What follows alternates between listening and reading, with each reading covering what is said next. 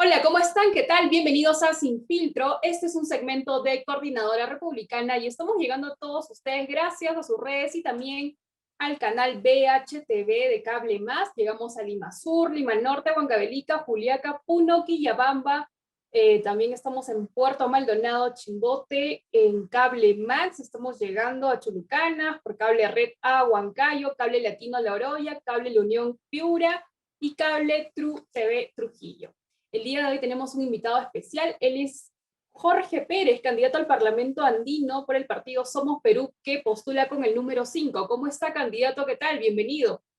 Hola, ¿cómo estás? Encantado. En realidad es importante de que la población, a pocos días de elegir a sus parlamentarios andinos, sepan por qué lo hacen y no sea simplemente un voto porque el descarte, ¿no? Acá estamos justamente para poder hablar acerca del Parlamento andino y de la gran importancia que tiene este fuero internacional en justamente luchando contra la pandemia, contra la seguridad de la salud y contra este lastre que tiene que ver específicamente con el abandono de la salud en América Latina.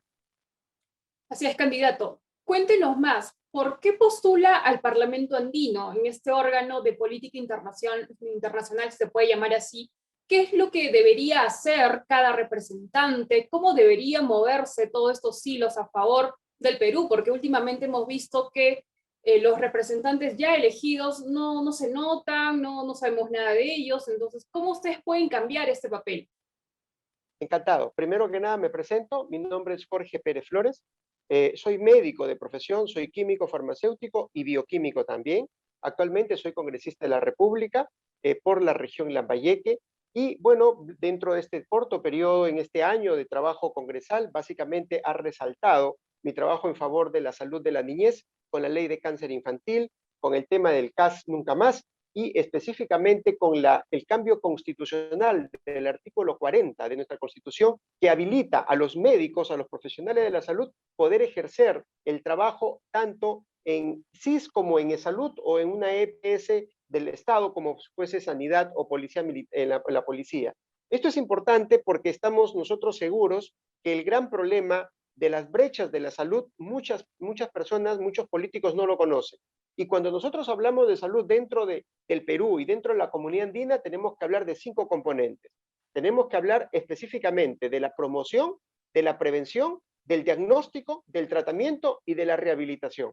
Y para hablar de estos 5 componentes, tenemos que hablar de 3 componentes básicos que prestan justamente estos 5 componentes. Se llama infraestructura, equipamiento y recursos humanos.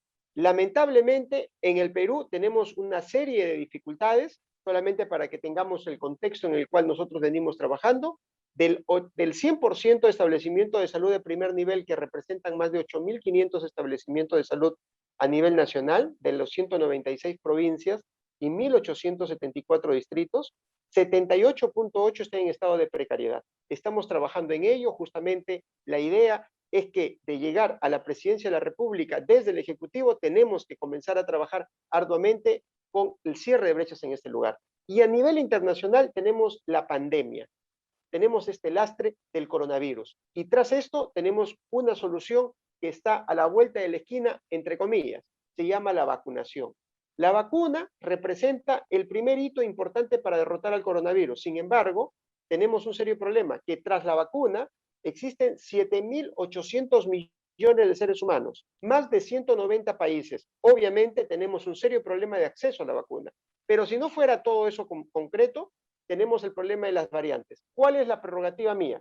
Desde que, según el convenio que tiene firmado nuestro país dentro de la comunidad andina, representa básicamente el convenio Hipólito Unanue, que representa a la comunidad andina de naciones que a su vez está dentro del Parlamento andino.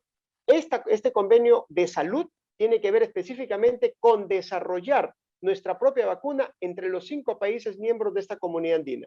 ¿Cómo lo hacemos? Con los institutos nacionales de salud. Y ese es básicamente lo que primeramente tenemos que hacer, porque sabemos que esas vacunas que ahora se están inoculando solamente están durando por lo menos 6 meses. Por lo tanto, vamos a necesitar vacunas cada semestralmente. Plata no tenemos, las variantes van a aumentar y sabemos de que las pocas vacunas que están en el mundo no están a disponibilidad de todos los países. Ese es básicamente el trabajo como médico, como salubrista que soy, y plantear y dentro de todo ello las preguntas necesarias para ver de que lo que digo en realidad sí tiene coherencia y sí se puede hacer. Doctor, ya tocando el tema sobre las vacunas, ¿cuál es su opinión con respecto al señor Manolo que está trabajando este tema de las vacunas, ¿no? Está haciendo pilotos y todo ese tema. ¿Qué opina de esto? Porque hay muchos que se oponen. A ver, no, yo creo que los que se oponen no conocen nada de vacunas y no conocen a Manolo Fernández, que es un científico que no ha nacido ayer. Es un tipo, es un investigador, es un científico que desarrolla vacunas hace muchos años. ¿Qué es lo que plantea mi amigo Manolo? Lo que plantea básicamente es utilizar un virus vector. Él le llama el virus, bueno, no es que le llama, existe un virus que se llama virus de Newcastle. Es un virus que infecta a las aves, pero en el ser humano no ocasiona enfermedad. A ese virus Newcastle se le modifica y se le mete un componente genético del coronavirus, del SARS-CoV-2 que nosotros conocemos, y cuando eso se inocula, cuando eso se aspira o se pone por la vía nasal, en gotitas o en un cuento o cualquier vehículo que él al final o los investigadores finales van a representar en el producto final, lo que va a ocasionar es que el cuerpo haga un efecto contrario a este virus de Newcastle. Pero no solamente al virus Newcastle como tal, sino también a ese componente que estuvo dentro como un caballito de Troya. ¿De acuerdo? Eso representa básicamente la vacuna de Manolo, que ya está no en un ensayo cualquiera, ha terminado el ensayo preclínico. Ahora lo que falta es que el Estado y que muchos otros estados se sumen, porque entiendo lo mismo está sucediendo en México, lo mismo está sucediendo en Brasil. Entonces tenemos ahora la capacidad de juntar estos ensayos que son preclínicos y volverlos a la parte clínica. ¿Cómo se hace el tema clínico? Se necesita dinero y se necesita gente. Ahora, si nosotros consideramos la unidad por medio del convenio Hipólito Unanue, nosotros sabemos 5 países, Perú 33 millones de peruanos, Chile 19 millones de chilenos, Ecuador 17 millones de ecuatorianos, Bolivia 14 millones de bolivianos y Colombia 50 millones de colombianos.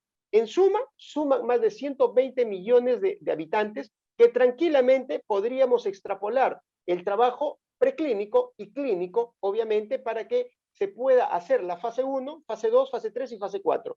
Nosotros sabemos que las vacunas actuales, ¿qué fase han cumplido? 3 fases. La fase 4 lo han obviado. ¿Por qué? Porque faltó tiempo. Entonces, nosotros podemos tranquilamente con nuestros científicos, con nuestros institutos nacionales de salud que están arraigados en los 5 países, desarrollar básicamente las 2 fases. Yo creo que si nos apuramos, hacemos este convenio, trabajamos de manera mancomunada, yo creo que en un año nosotros estamos cumpliendo prácticamente las 2 primeras fases de esta vacuna. ¿Y por qué dirían mucho, oye, pero de acá a un año ya la gente se murió? Acuérdense que las vacunas que están aplicándose ahorita duran 6 meses aproximadamente, según los estudios. Y esto es, algunas vacunas dicen, nosotros preveíamos de que esto iba a durar solamente 9 meses. Me refiero yo a la cobertura de la vacuna. Por lo tanto, va a ser preponderante que en un año nosotros ya tengamos prácticamente listo y desarrollado y avanzado este estudio de la vacuna para poder ponerlo en producción. La producción tiene otro componente, tiene que ver con laboratorios que tienen el GMP, Good Manufacturing Product. Y esos laboratorios lo tiene Colombia, lo tiene Chile, lo tiene Brasil, lo tiene Argentina, lo tiene México. Entonces, ante esta situación de la pandemia, no, la solución no lo va a dar un país, la solución lo tiene que dar el conjunto de países, y qué bien que existe el convenio Hipólito Unanue, que está arraigado específicamente a la Comunidad Andina de Naciones. Y esa es mi propuesta, y vamos con todo porque yo creo que eso es posible y se tiene que hacer cuanto antes. Doctor, usted nos menciona que ya hay un gran avance con respecto a la vacuna peruana, pero ¿qué es lo que falta? ¿Falta apoyo del Estado peruano? ¿Falta coordinar con los otros países? ¿O tal vez es un tema de tiempo, ¿no? ¿Qué factores influyen en este caso para que la vacuna realmente ya o sea una realidad, ¿no? Para todos, porque estamos muy preocupados. Y como usted menciona, las vacunas que ahora se están aplicando solamente duran un promedio de 6 meses y próximamente hay que aplicar nuevas vacunas. Definitivamente. El gran problema también adicional, que falta decirlo, son las variantes. Ya tenemos la variante P1, que es la variante brasilera. Que ojo, esa variante brasilera no ha sido evaluada ni ha sido encontrada en Brasil, no ha sido encontrada en Latinoamérica, ha sido encontrada en Corea del Sur y en Japón, mediante un recuento genómico de un paciente que llegó y se le detectó el coronavirus proveniente de Brasil, y a ese virus se le hizo la secuenciación genética. Y esa secuenciación genómica se le vio ciertos componentes, ciertas mutaciones dentro de su estructura de la espiga, de la parte del coronavirus, que representa básicamente la espícula, la corona. Esa espícula, esa corona, ya tiene ciertos componentes de mutación. Pero eso no es todo. Lo que más da un poco de miedo es básicamente en la punta extrema de anclaje a los receptores ACE, que son las enzimas convertidoras de angiotensina 2, esos receptores ya están prácticamente siendo mutiladas su actividad mediante la acción en contra que despertó los anticuerpos neutralizantes de las vacunas. Me dejo entender, de repente estoy hablando en chino, en mandarín. Miren, cuando nosotros nos inoculamos una vacuna, lo que despierta en nuestro organismo son los anticuerpos neutralizantes. Esos anticuerpos neutralizantes le dice a nuestro receptor, ¿de acuerdo? Nuestro receptor le dice, receptor ACE. Nosotros tenemos los receptores ACE, enzimas convertidoras de angiotensina 2. Receptoras, no le des cabida a esa espícula, no le des cabida a esa espina que viene del coronavirus, por favor. No le des cabida. Entonces, le mandas tú una información neutralizante para que no entre ese coronavirus. Entonces, ¿qué es lo que está pasando con el coronavirus? Que esa espícula que encajaba como un candado, como una llave a un candado, ya está cambiando, ya está mutando. Va a llegar el momento en que esa mutación prácticamente no sea reconocida por nuestros anticuerpos neutralizantes y de nuevo ingrese, aún con la vacuna. Ese es el problema cuando no desarrollamos vacunas con nuestras propias variantes. De ahí la importancia de desarrollar vacunas con nuestras propias variantes, no solamente del Perú, sino de América Latina, porque de eso se trata. Económicamente es inviable cuando lo hace solamente un país. Pero sin embargo, si nosotros sacamos adelante este estudio preclínico y lo llevamos ya al estudio clínico, obviamente, ¿qué es lo que falta? Y ahí va la respuesta. Falta dinero, faltan voluntarios y faltan investigadores. ¿Para qué? Para poder hacer secuenciación genómica, evaluación genética, ver a nuestros pacientes desde los componentes, desde todas las cortes de edades, por enfermedades, por sexo, por algunos componentes que son un poco más arraigados en parte de nuestra sociedad, por ejemplo, la diabetes mellitus tipo 2, que acá en el Perú solamente son 2,5 millones de pacientes diagnosticados con diabetes mellitus. Entonces, tenemos cierta carga genética, cierta carga genotípica y cierta carga fenotípica. ¿De acuerdo? ¿Qué significa en buen cristiano todo eso? Que somos distintos a europeos, a chinos y norteamericanos. Nuestro componente genético, si bien es cierto, tenemos cromosomas parecidos, tenemos componentes parecidos, pero nuestra estructura genética tiene mucho en común solamente entre nuestros grupos que somos partes y oriundos de una secuenciación que ya lo tenemos arraigado hace muchísimos años según nuestra historia genética. Entonces, es importante, como lo ha hecho, por ejemplo, la vacuna del neumococo, para que tengan una idea de qué estoy hablando. Cuando uno se aplica la vacuna del neumococo, por ejemplo, el Prevenar 13, lo voy a decir en nombre comercial para que me escuchen y me entiendan. El Prevenar 13 latinoamericano está arraigado a unas cepas latinoamericanas, ¿de acuerdo? ¿Contra qué? Contra el neumococo. ¿Y a quién le aplicamos? Los adultos mayores y a los niños menores de 5 años, ¿de acuerdo? O a los niños mayores de 5 años. ¿Cuál es la situación?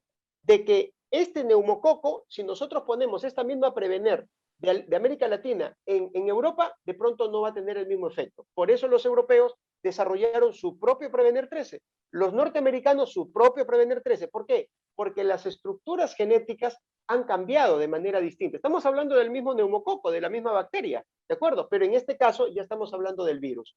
Y eso es básicamente lo que yo estoy tratando de enseñar y de decir, de que basta de políticos, basta de gente que no sepa nada de esta situación, que habla que mañana va a ir en un avión y a traer vacunas. Señor, ya lo acabo de decir ahorita.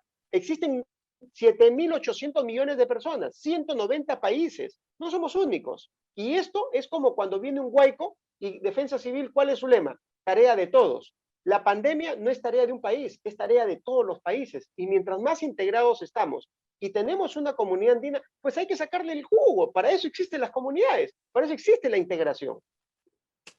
Doctor, usted menciona que, de acuerdo a las variantes, las vacunas no tendrían la misma efectividad en distintos países, ¿verdad? ¿Y por qué confiar en la vacuna china, la vacuna Sinopharm, y no en la vacuna de otras marcas? si vamos a referirnos a traer las vacunas a lo más rápido posible, quien o el laboratorio que lo tenga disponible, ¿por qué necesariamente seguir enganchados con Sinopharm? A ver, no, es buena tu pregunta, pero no es del todo cierto. En el transcurso de la respuesta te vas a dar cuenta por qué te digo esto. Nosotros conocemos que en el mundo existen alrededor de 7 vacunas ya ahorita inoculándose a nivel mundial. 7 vacunas, ¿de acuerdo? Ahora, ¿cuál es la situación? De que de estas 7 vacunas, acá en el Perú, está la Sinopharm, está la AstraZeneca, que va a venir, obviamente, la Pfizer, la Biotech, Pfizer, la Sputnik, que dentro de poco ya estará acá. Entonces tenemos cerca de 4 entre 5 vacunas, y la vacuna Moderna, que también creo que va a estar dentro de poco en el Perú. Entonces, mira, todo lo que nosotros conocemos de la vacuna china y la Sinopharm es porque la hemos estudiado. Es la única vacuna recontra estudiada y no solamente estudiada, sino también en escándalos. Entonces, lo que no conoces, obviamente nunca vas a decir nada. De la vacuna china, que se ha estudiado por medio del Instituto Nacional de Salud, por medio de la Universidad San Marcos, por medio de la Universidad Cayetano Heredia, sabemos de que la efectividad que ellos nos decían que era de 76%, acá no llega a 76%. La pregunta es, ¿y quién le ha hecho la investigación a Pfizer? Para que digamos de que ese 96% tiene arraigo y tiene concordancia con los resultados acá que tenemos en el Perú. Entonces, de ahí viene la importancia de que los 5 países, cada vacuna que llegue a estos 5 países, ¿de acuerdo?, lo comencemos a distribuir y nuestros institutos nacionales de salud puedan hacer investigaciones al respecto, tamizajes específicos. Y por ahí nos vamos a dar la sorpresa de que algunas vacunas que dicen que tienen el 98% no tienen efectivamente el 98%.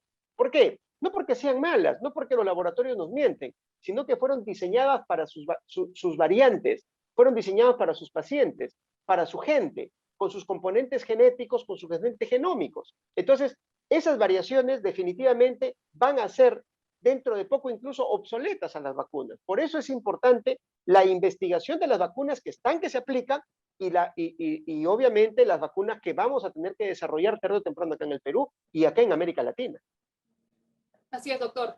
Y bueno, aterrizando ya a la realidad, si sabemos que necesitamos un buen tiempo para la investigación y trabajar vacunas con respecto a nuestra región, con respecto a características genéticas, como bien usted lo ha explicado, de nuestro país o la región latinoamericana, esto va a tomar mucho tiempo. O sea, ¿cuánto tiempo aproxima, o tal vez años, para poder obtener una vacuna propia con, o de acuerdo a nuestras características?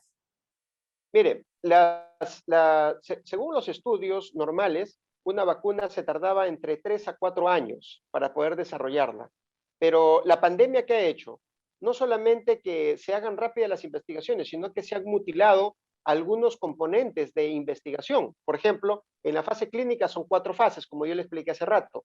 Pero las vacunas que ahora se están comercializando, ninguna tiene la 4ª fase. Solamente están que la venden con 3 fases. ¿Cuál es el tema de las fases? La primera tiene que ver con el estudio preclínico, que eso ya le dije, que eso se hace con animales de experimentación, ya se prueba, se evalúa el desarrollo in vitro, ya se puede vigilar de que los anticuerpos neutralizantes y ciertos otros componentes específicos que derrotan al virus, obviamente ya están evaluados in vitro. Ahora eso vamos a pasarlo a los pacientes. La fase 1 es la más importante. La fase 1 tiene que ver específicamente con la seguridad de la vacuna en el paciente. Si nosotros pasamos la fase 1, que es la más tediosa de todas, porque esa es la que realmente nos dice, ¿esto puede seguir o no puede seguir siendo utilizado en humanos? La fase 2, la fase 3 y la fase 4 tiene que ver con la apertura en los diferentes grupos etarios, en los diferentes grupos étnicos, para ver efectivamente que la vacuna tiene el efecto que estamos diciendo. Pero ya en la primera fase se eliminó ese factor de inseguridad. La primera fase es la seguridad de la vacuna. La segunda y la tercera y la cuarta fase es la efectividad de la vacuna. Y eso es básicamente lo que nosotros tenemos que considerar cuanto antes, porque definitivamente con todos los recortes, con todas las cosas rápidas que podamos hacer, la inversión en laboratorios y todo ello, por lo menos llegar a la segunda fase nos va a durar por lo menos un año. Ahora, ustedes pueden decir, pero un año de acá, sí, acuérdense, cuando nosotros estamos en plena pandemia, cuando decían, por lo menos va a faltar un año para la vacuna, y nos veíamos larguísimos. Mira, ya cruzamos el año y ahora ni siquiera muchas personas que nos ven en este momento no se han vacunado. Yo no me he vacunado. Y estamos desesperados por la vacuna. O sea, mira esa desesperación del año. El año ha pasado rápido. Pero más aún, ¿por qué es tan importante incidir en esto y que alguien me escuche, por favor? Porque hay variantes, hay pocas vacunas en el mundo, ¿de acuerdo? Y sobre todo, que estas vacunas no pueden llevarnos a la ruina económica. Nos cuesta muchísimo dinero la vacuna. Y tenemos que vacunar al 70 u 80% de la población para lograr la inmunidad rebaño, la inmunidad social, que es el verdadero objetivo de la vacunación. Entonces, si tú multiplicas los 40, 20, 30, 50 dólares por vacuna, multiplícalo por las 2 dosis que se necesita, son 30 y 30, son 60 millones de dosis para lograr la inmunidad rebaño, multiplícalo por los 50 dólares o por los 100 dólares que te pueda costar cada vacuna. Entonces, sácale cuenta lo que sea. Definitivamente, iniciar cuanto antes, invertir en nuestra vacuna, y si nos asociamos entre los 5 países, nos va a salir mucho más barato, más rápido, y lo vamos a poder hacer de manera extrapolar, lo vamos a poder extrapolar en más grupos, en más cortes, en más etnias, y eso va a representar el gran poderío de nuestra vacuna. Y eso es básicamente lo que hemos venido también viendo con Sinopharm. Sinopharm llegó al Perú para completar la tercera fase, acuérdense, y la vacuna Sinopharm adquirió su licenciamiento o su licenciatura, o vale decir su diplomita de tercera fase, en diciembre, el 30 de diciembre del año 2020. Entonces, imagínense cuánto tiempo ha pasado desde que ya tenía terminada la tercera fase y la distribución de la vacuna. Poquísimo tiempo, porque ellos ya estaban prácticamente haciendo la tercera fase y preparando los laboratorios para que una vez aprobada la tercera fase, ya la vacuna esté en producción masiva. Pero aún así, es difícil vacunar a más de 7.000 millones de seres humanos. Es casi imposible si es que no desarrollamos tecnología para nosotros mismos. Ok, doctor, muy interesante, nos ha ilustrado con estos temas, sabemos que vamos a tomar tiempo, ¿no? Y lo más importante es la voluntad política, que puedan unirse, y sabemos que usted, si llega al Parlamento andino, va a lograr esta conexión, conversación, diálogo con los demás países.